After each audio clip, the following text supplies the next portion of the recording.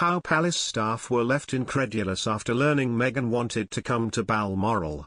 Amid the personal family tragedy on Thursday, a small domestic drama was playing out. Unsurprisingly, it involved the Duke and Duchess of Sussex. It was a fortunate coincidence of sorts that Harry and Meghan were in the country when the prince's grandmother passed away, sparing him an emotional and undoubtedly traumatic transatlantic dash as the Queen's health failed. Despite the rancor of the past few years, no one would begrudge him the chance to mourn his beloved granny, with whom he had always enjoyed a warm and fun-loving relationship. But as the royal households were consumed in concern for the ailing monarch, the Sussexes prompted an unprecedented flurry behind the scenes by announcing that Harry and Meghan would both be travelling to Balmoral. News of their plans came via the small group of media the Sussexes deem it appropriate to deal with and tweeted out by journalists at 1:53 p.m. The statement read, from a spokesperson, the Duke and Duchess of Sussex will be travelling to Scotland. This was, of course, news to the palace, and it did not go down well. Many behind royal walls, frankly, were incredulous. There was half an hour on Thursday following the Sussexes' initial announcement during which matters quickly came to a head.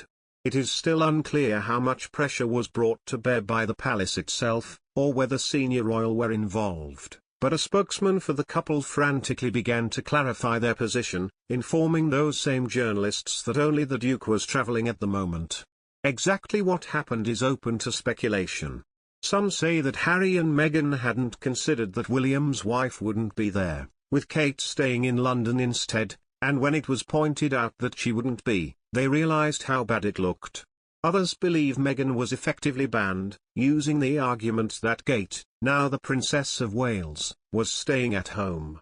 Either way, their hurried announcement that only Harry would be making the trip north from the capital prompted a sigh of relief among aides.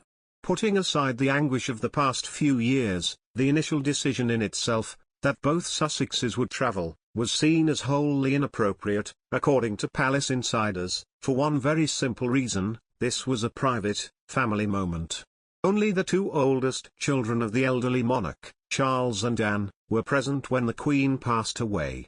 Her other children, Andrew and Edward, arrived as soon as they could afterwards on a plane with Prince William, who is now first in line to the throne.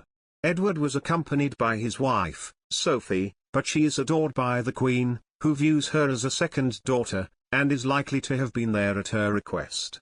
Although most have assumed that Kate stayed behind because it was her children's first day at school, which is in part true, she instinctively knew this was an occasion for the Queen's blood family.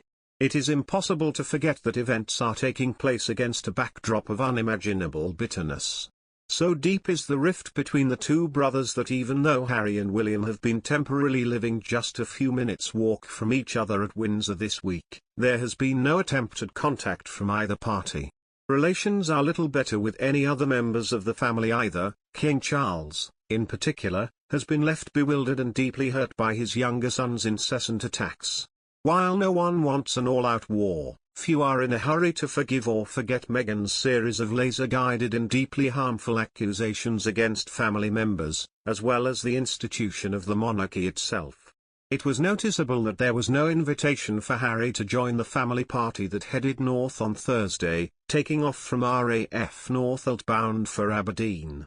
It is unclear whether Meghan is still in the country, but she has two young children back in the US and may well fly back to them, returning for the funeral.